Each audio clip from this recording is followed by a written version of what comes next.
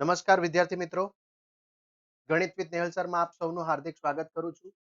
વિદ્યાર્થી મિત્રો, આજે આપણે ગણિત વિષયના અંદર પ્રકરણ નંબર 14 આંકડા શાસ્ત્રના અંદર બહુલકનું સૂત્ર અને તેના કેટલાક ઉદાહરણો આપણે જોવાના છીએ.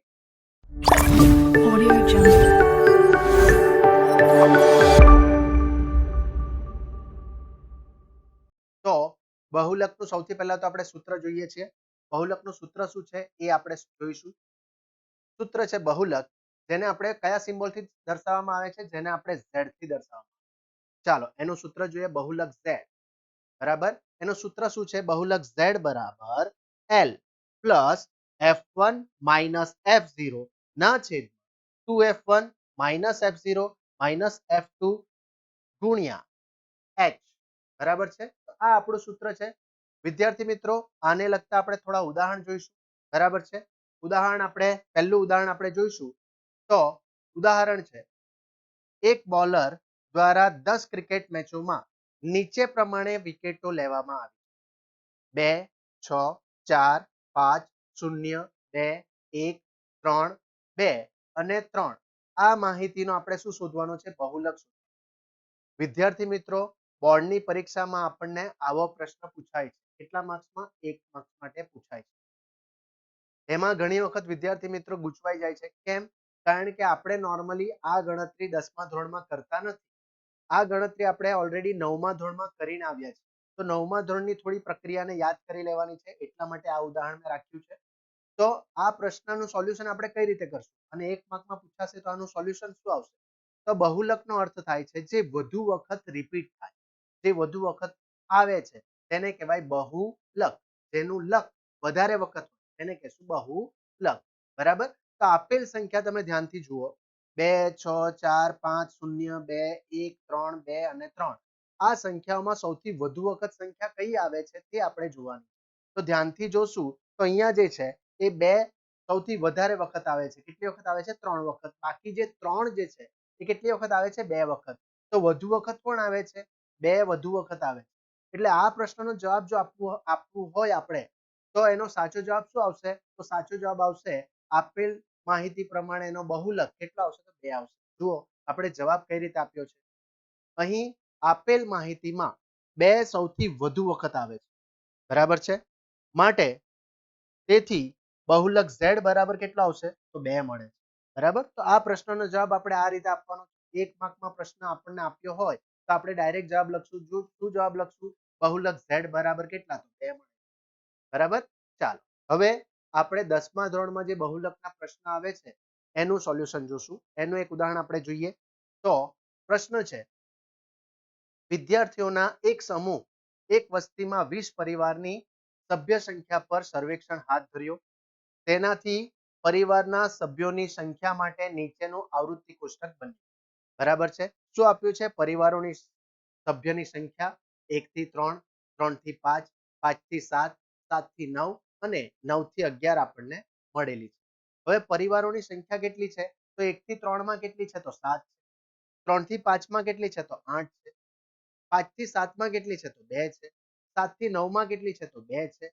અને 9 થી 11 માં કેટલી છે? તો 1 છે. બરાબર. આ માહિતીનો બહુલક શોધવાનો છે. બરાબર. વિદ્યાર્થી મિત્રો, જેમ આપણે મધ્યકમાં ગણતરી કરેલી હતી એવી જ પ્રક્રિયા આપણે આમાં પણ કરવાની છે. શું કરશું? સૌથી પહેલા આડી લાઈનને શું કરશું? આપણે ઊભી લાઈનમાં કન્વર્ટ કરશું. ચાલો તો તે પ્રક્રિયા આપણે સૌથી પહેલા કરશું. જુઓ, આડી લાઈનને સૌથી પહેલા ઊભી લાઈનમાં કન્વર્ટ કરશું. જે આપ્યું છે એ જ વસ્તુ આપણે શું કરશું? Copy paste. શું કરશું? જુઓ, પરિવારોની સભ્યની સંખ્યા એ આપણે કોપી પેસ્ટ કરી. એના પછી પરિવારોની સંખ્યાને આપણે કોપી પેસ્ટ કરી અને આપેલી જે સંખ્યા છે એ જ સંખ્યાને આપણે શું કરશું? Copy paste. આ કરતા ગયા છીએ.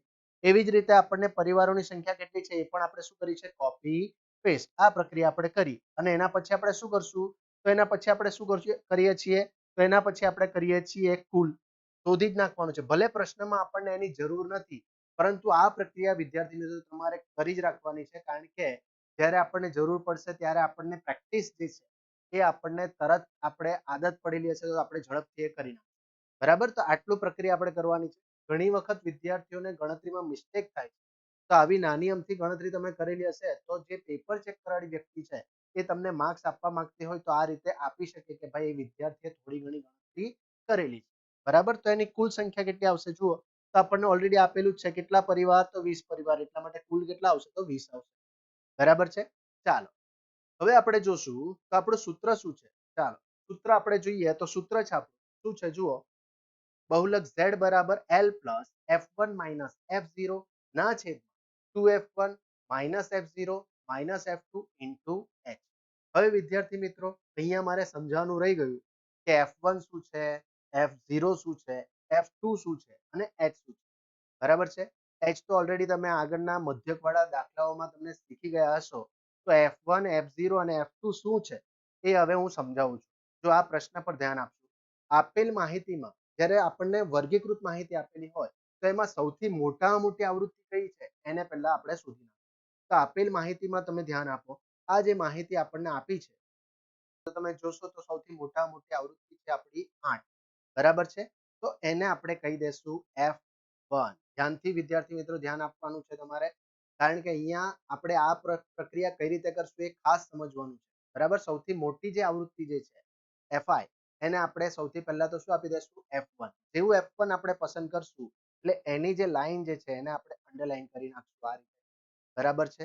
જેવું અંડરલાઈન થાય એટલે આ જે મળશે એ થશે આપણી l. બરાબર. l કેટલા આવશે, તો 3. હવે વિદ્યાર્થી મિત્રો ધ્યાન આપજો. અહીંયા આપણે શું કરશું, f1 ના ઉપરની જે સંખ્યા આવે એ શું બનશે, તો એ બની જશે f. એના નીચેની સંખ્યા પણ શું બનશે, તો f. હવે આપણે ધ્યાનથી જોઈએ તો ઉપરની સંખ્યા શું થશે, 0, એના પછી 1 અને એના પછી 2. એટલે આ સંખ્યાઓ જે છે એ સંખ્યાઓ આપણી મહત્વની છે. હવે આ સંખ્યા થઈ આપણી જે તે માહિતી પ્રમાણે. બરાબર છે. h કેટલા આવશે, તો h આપણે જોઈએ તો 3 માંથી અને 5. બરાબર. 3 થી 5 જે આપણો વર્ગ જે છે એમાંથી 5 માંથી 3 ચાલી જશે, કેટલા રહેશે, તો 2. એટલે આપણો વર્ગ લંબાઈ કેટલી આવશે h, તો 2 ની આવશે. બરાબર છે. આ બધી કિંમતો આપણે આપણા સૂત્રના અંદર આપણે મૂકી દેશું. ચાલો એ પ્રક્રિયા આપણે અહીંયા કરી બતાવી છે. જુઓ સૌથી પહેલા શું કરશું, જુઓ આપણે જોઈએ તો આપેલ માહિતીના અંદર આપણે ધ્યાનથી જોશું તો આપણે સૂત્રના અંદર l મૂકી દીધો. l કેટલો આપણે જોયો છે, જુઓ l આપણે કેટલો આપ્યો છે, 3. તો તે કિંમત આપણે અહીંયા મૂકી દીધી. l કેટલી છે, 3. બરાબર છે. f1 કેટલો છે, તો f1 આપણે જોઈએ તો f1 છે 8. બરાબર. એ કિંમત આપણે અહીંયા મૂકી દીધી છે. જુઓ f1 ને મૂકી દીધી 8. f0 કેટલી છે, f0 છે 7. બસ એ આપણે અહીંયા મૂકી દીધી છે. f0 કેટલી છે, 7. બરાબર છે. એવી જ રીતે છેદમાં 2f1 એટલે f1 કેટલી છે, તો 8 અને 7 અને f2 કેટલી છે, તો આપણે જોઈએ તો 2 છે. એટલે તે કિંમત અહીંયા મૂકી દીધી છે 2. બરાબર છે. અને એ સિવાય વર્ગ લંબાઈ કેટલી છે, તો 5 માંથી 3 જશે, કેટલા આવશે, તો 2. તે કિંમત આપણે અહીંયા મૂકી દીધી. બરાબર છે. અને મેં તમને આગળના જે વિડીયો છે એમાં તમને સમજાવ્યું છે એ પ્રમાણે ગુણાકારમાં આપણે ગુણાકારનું ચિહ્ન કાઢતા નથી, એની જગ્યા પર શું મૂકીએ છીએ, ટપકું મૂકીએ છીએ, જેથી કરીને આપણી ગણતરી કેવી થાય, ઈઝી, અને સમજવામાં પણ ઈઝી પડે. બરાબર છે. ચાલો તો આપણે આપેલ સૂત્રના અંદર જે તે કિંમતો આપણે શું કરી નાખી છે, મૂકી નાખી. હવે શું કરશું, પહેલા સાદુરૂપ આપશું. શાનું સાદુરૂપ, કાઉન્સનું. બરાબર. એટલે આગળની રકમ જે જેવી છે કઈ 3 જેવી છે એવી આપણે શું કરશું, કોપી પેસ્ટ, અને પાછળની સંખ્યાઓમાં સાદુરૂપ આપી દેશું. ચાલો તો શું થશે, જુઓ 8 માંથી 7 જશે, કેટલા રહેશે, 1. બરાબર છે. 8 દુ 16, 16 ઓછા 7 ઓછા 2 જેવું છે એવું કોપી પેસ્ટ, અને ગુણ્યા 2 જેવું છે એવું આપણે શું કરશું, કોપી પેસ્ટ. તો એના પછીનું સ્ટેપ શું થશે, જુઓ તો એના પછીનું સ્ટેપ આપણે તે જ કર્યું છે. જુઓ 3 વત્તા 1 ના છેદમાં 16 ઓછા 7 ઓછા 2 ગુણ્યા 2 આ આપણને આપી દીધું. હવે આપણે ધ્યાનથી જોશું તો એના પછીનું સ્ટેપ શું આવશે. એના પછીના સ્ટેપમાં આપણે ધ્યાનથી જોશું તો શું છે, જુઓ 3 જેવો છે એવો આપણે શું કરશું, કોપી પેસ્ટ. 3 ને અત્યારે આપણે હાથ લગાવવાની જરૂર નથી. પહેલા આપણે કાઉન્સનું સાદુરૂપ આપશું, એના પછી જ આપણે 3 ને હલાવવાનું છે. ત્યાં સુધી આપણે 3 ને કશું કરવાની જરૂરત નથી. બરાબર. તો તે પ્રક્રિયા કરશું. તો અહીંયા શું કરશું, જુઓ 1 ના છેદમાં, જુઓ અહીંયા 16 માંથી 7 જશે અને 2 એને પણ કાઢવાનું છે. તો આપણે શું કરશું, 7 અને 2 નો સરવાળો, 7 અને 2 કેટલા થશે, 9. બરાબર છે. 16 માંથી 9 જશે. બરાબર છે. તો કેટલા આવશે, તો 7 આવશે. બરાબર. એટલે આપણે શું આવશે જવાબ, 1 ના છેદમાં 7 ગુણ્યા 2. તો આ પ્રક્રિયા આપણે એના પછીના સ્ટેપમાં થશે. જુઓ તો 3 જેવું છે એવું કોપી પેસ્ટ પ્લસ 1/7 ઇન્ટુ 2. હવે હવે પ્રક્રિયા શું થાય, અંશનો અંશની સાથે ગુણાકાર આપણે કરીએ. અંશમાં શું છે, 1, અને ગુણાકારમાં કોણ છે, 2. 1 અને 2 નો ગુણાકાર, 2 એકુ 2. તો એના પછીનું સ્ટેપ શું આવશે, તો એના પછીનું સ્ટેપ આવશે, જુઓ 3 વત્તા 2 ના છેદમાં 7. બરાબર છે. તો આ આપણું સૂત્ર પ્રમાણે, આપણી ગણતરી પ્રમાણે આપણું આ માહિતી આપણી મળે છે. હવે 2 ના છેદમાં 7 નો જવાબ શું આવશે, એની ગણતરી મેં અહીંયા કરીને બતાવી. એકવાર જોઈ લો. તો શું થશે જુઓ 7 બરાબર અને 2 અંશ અંદર આવશે બરાબર છે. ચાલો સાદુરૂપ આપશું તો શું થશે જુઓ સાદુરૂપ આપતા આપણો આવી કઈ ગણતરી આવે છે બરાબર. સમય જશે એટલા માટે મેં વધારે પડતો સમય નથી લીધો, ડાયરેક્ટ આપણે ગણતરી કરી નાખી છે બરાબર. જવાબ શું આવશે 0.2857 બરાબર. એટલે 2/7 ની જગ્યા પર આપણે મૂકી દઈશું 0.2857 બરાબર. તો એના પછીનું સ્ટેપ શું આવશે જુઓ તો 3 જેવું છે એવું આપણે કોપી પેસ્ટ અને 2/7 નો જવાબ જે આવ્યો તે આપણે અહીંયા શું કર્યું છે કોપી પેસ્ટ.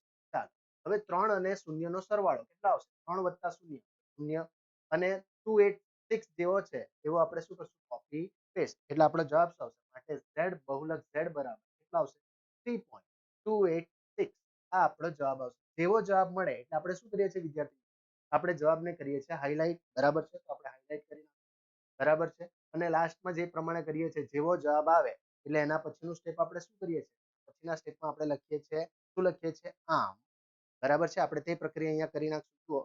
તેથી આમ આપેલ માહિતી પ્રમાણે બહુલક z કેટલો મળે છે વિદ્યાર્થી મિત્રો બહુલક z મળે છે 3.286 મળે છે બરાબર છે.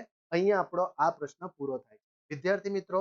બહુલકના ઘણા પ્રશ્નો પૂછાય છે એમાં આ જ રીતે આપણે ગણતરી કરવાની છે. ગણતરી એકદમ ઈઝી છે, આરામથી થઈ જશે બરાબર. આવી જ રીતના આગળના પ્રશ્નો પણ હું તમને સમજાવીશ બરાબર છે.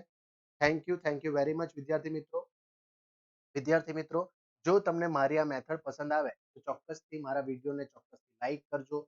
જો તમને એવું લાગે કે આ વિડીયો બીજાને શેર કરવા જેવો છે, બીજાને ઉપયોગી થઈ શકે તો ચોક્કસથી મારા વિડીયોને શેર કરજો જેથી કરીને આપણે બીજા સુધી પહોંચી શકીએ. વિદ્યાર્થી મિત્રો તમને એવું લાગે કે મારે આવી જ કોઈ મેથડ જે તમને કંઈક ડિફિકલ્ટ ભારી લાગતી હોય અને તેને તમે મારી મેથડમાં સાંભળવા માંગતા હોય અથવા જોવા માંગતા હોય તો ચોક્કસથી કમેન્ટ કરજો બરાબર. જેથી કરીને આપણે એનો વિડીયો મૂકીશું બરાબર. એક વિદ્યાર્થીનો મને એક મેસેજ આવ્યો હતો જેનો વિડીયો આપણે આગળ તમને જોવા મળશે. હેતુલક્ષી પ્રશ્નોના વિડીયો તમને આગળ જોવા મળવાના છે બરાબર. તો ટૂંક જ સમયમાં આપણે સ્ટાન્ડર્ડ મેથ્સના હેતુલક્ષી પ્રશ્નોનું સોલ્યુશન તમને જોવા મળશે. વિદ્યાર્થી મિત્રો ખાસ આ વિડીયો બનાવવામાં મારી સારી એવી મહેનત જાય છે તો ચોક્કસથી તમે મારા વિડીયોને જોવા માટે ચેનલને સબસ્ક્રાઇબ કરી લો જેથી આવા જ મજેદાર વિડીયો તમને આગળ પણ જોવા મળી રહે. Thank you very much.